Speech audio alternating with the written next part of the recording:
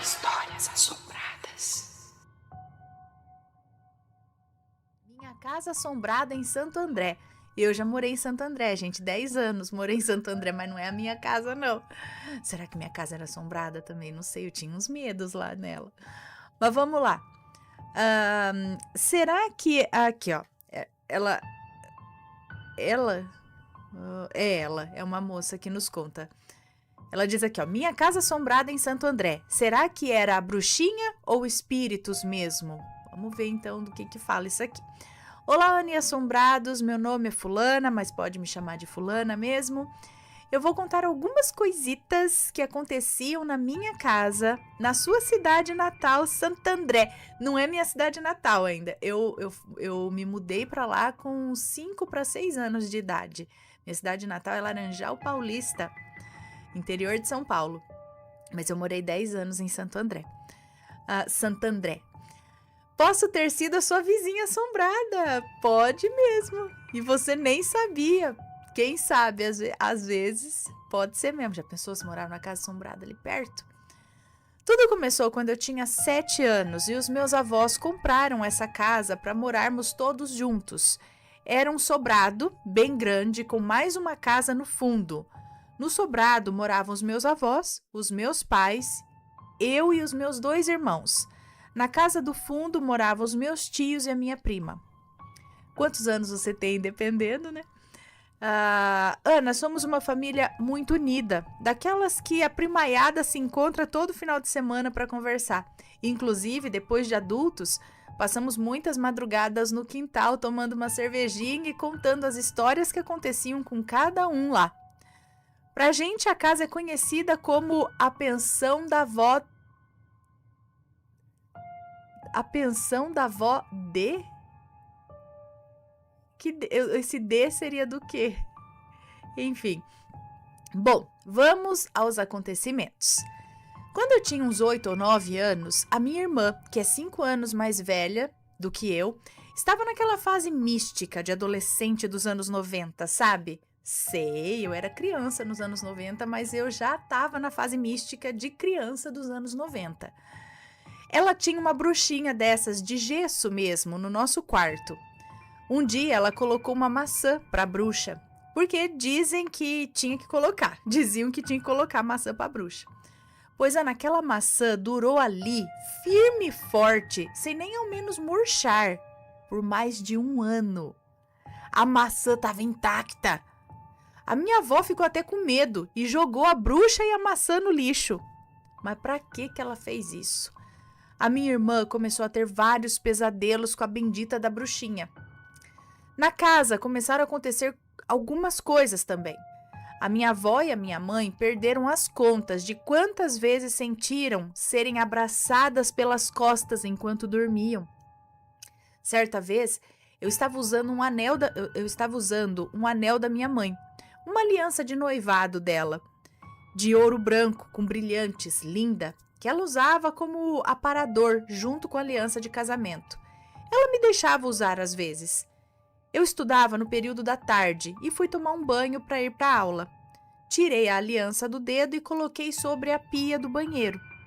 Quando estava saindo para a aula, minha mãe perguntou da aliança e eu disse: eu coloquei na pia, mãe. E fui. Menina, quando cheguei da escola, minha mãe tava uma fera, fula da vida, dizendo que a aliança não tava lá não, que eu tinha perdido e não queria contar, que já tinha olhado em tudo, até lavou o banheiro pra achar a aliança e nada. E não encontramos, Ana. Eu tomei uma bela de uma bronca e fui pro meu quarto. Ana, passaram-se 2 dias. Minha mãe acordou, arrumou a cama e o dia se passou.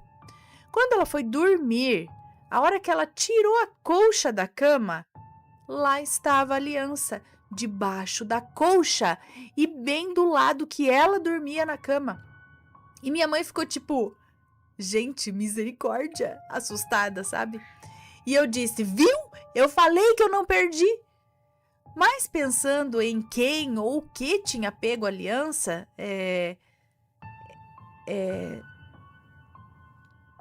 eu disse assim, né? Viu? Eu disse que eu não perdi. Mas eu estava pensando em quem ou o que tinha pego a aliança, acho que é isso. Porém, eu era criança, então eu não me abalei muito com isso.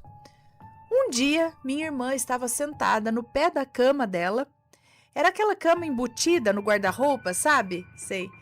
Então tinha uma prateleira na cabeceira e um baú. Era lá que ficava a bruxinha e uma agenda. Minha irmã sentada lá nos pés da cama quando, menina, a agenda voou de cima do baú e bateu nas costas dela. E um detalhe, tem luz queimando aqui. E um detalhe, sem cair na cama. Como assim? A agenda voou de cima do baú, bateu nas costas dela sem cair na cama? Tipo, caiu no chão ou ela voou mesmo e tum, deu nas costas dela? Uma vez ela foi ao mercado e trouxe uma sacola com tomates. Tirou os tomates da sacola e acredite, os tomates nunca mais foram vistos. Sinistro! Outra vez. Perdão, gente. Tosse agora. Outra vez que lá está. Acredito que é. Outra vez que ela estava dormindo. Teve uma outra vez que ela estava dormindo e pegaram ela pelos pés e levantaram alto e depois soltou muito forte. Ela diz que era angustiante, ela não conseguia nem rezar. Tenso, né? As portas da casa se trancavam sozinhas. Olha, acontecia muita coisa ali. Enquanto isso, os abraços noturnos na minha mãe e na minha avó continuavam. Minha avó via vultos pela casa, sombras passando de um cômodo para o outro. Chamaram até um padre para benzer a casa e não adiantou muito não. Eu esqueci de trazer água. Então crescemos. Eu e minha irmã nos casamos e nos mudamos de lá. Meu irmão continuou morando com a minha mãe. Tivemos filhos e foi passando o tempo. Meu irmão e minha mãe se mudaram para um apartamento. E lá também aconteciam coisas sobrenaturais. Sempre na madrugada, o micro-ondas ligava sozinho e quando meu irmão escutava o sinal que havia desligado, aquele pi, pi, pi do micro-ondas, sabe? Ele ia ver. E lá dentro do micro-ondas sempre estava uma xícara com café quentinho. E não era da minha mãe, não. Olha só, já aproveitava, já tomava um café com o fantasma? Falou, muito obrigado, já esquentou meu cafezinho. Bora aqui sentar então, tomar um café. Imagina, ixi, mas... Gente, ninguém colocou a xícara lá. E isso sempre acontecia. O fantasma esquentava o café no micro-ondas, coitado. Não tinha café novo, né? Podia fazer um cafezinho. Ai, não, tô brincando, fantasma.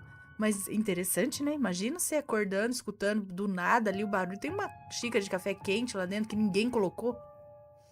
Bom... Eu, minha irmã e minha prima, a que morava na casa dos fundos do sobrado, nós tivemos filhos bem perto uma da outra. Eles brincavam juntos lá, e minha irmã sempre dizia que via um homem de blusa listrada que ficava no quintal de trás da casa. Outra vez estavam jogando bola, e a bola caiu no telhado, e vimos que eles jogavam a bola de lá. Como assim, de lá do telhado? E perguntamos, quem pegou a bola para vocês de cima da casa? E eles disseram, foi o menino marrom que jogou pra gente, ele está lá em cima. Uma outra vez, quando pequeno, esse filho da minha prima perguntou para ela, mãe, quem é aquela pessoa sentada lá em cima?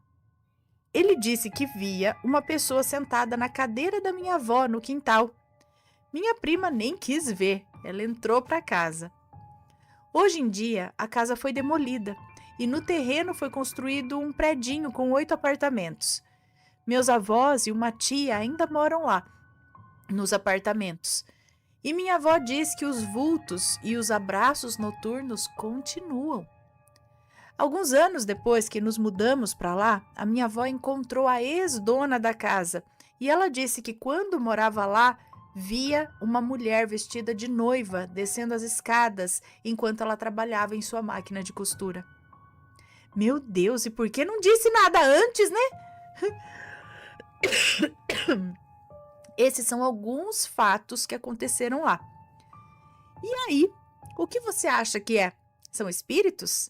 É uma bruxinha zangada? Porque a casa já se foi, mas os acontecimentos continuam.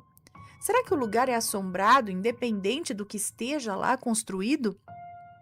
Isso é o que nós lembramos por enquanto. Claro que deve ter muitas outras coisas que nem nos lembramos aqui ou não nos contaram, pois muitas coisas aconteceram quando éramos muito novos ainda. Caso eu lembrar de mais alguma coisa, eu envio um novo relato. Vou deixar aqui o bairro só para você ver se conhece, Ana. Muito obrigada por ler, adoro seus vídeos. Beijo para você, Matheus e as crianças. Fiquem com Deus. Um beijo para você, obrigada.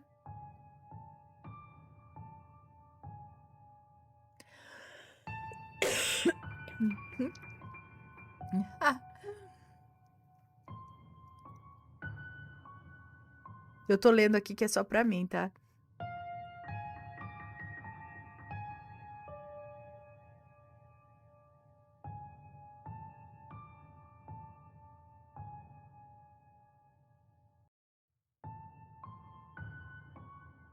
Ok. Um beijo pra você, obrigada. Então, a antiga dona já relatava aparição lá, né? Então, acredito que não era a bruxinha. As coisas parece que intensificaram depois da bruxinha ser jogada fora. Será que ela, de certa forma, não dava uma proteção para que as coisas não se manifestassem ali na casa e no momento que ela foi jogada fora, sei lá, aí as coisas começaram a se manifestar? Eu acho que, por exemplo, já foi demolida a casa, as coisas continuam lá. Xícara de café sendo esquentada. Não, isso foi no outro lugar, né? Foi no apartamento, depois que mudou. Então, será que o apartamento também é assombrado ou a assombração persegue vocês? Porque tem essa também, né? Mas eu acredito que o local, sim, é assombrado já de mais antigamente. O terreno, talvez, agora, por quê, o que aconteceu ali no passado, a gente não sabe, né? Ou se às vezes até foi aberto algum tipo de portal de alguma forma, né? Pode ser. Deixem as suas opiniões e se moram ou já moraram numa casa assombrada, assim, com várias atividades, contem pra gente. E aí, tá gostando dos relatos? Então o que você acha de deixar um like aí no vídeo, hein? Gosta dos relatos? Deixa o seu like, mesmo que seja nos cortes.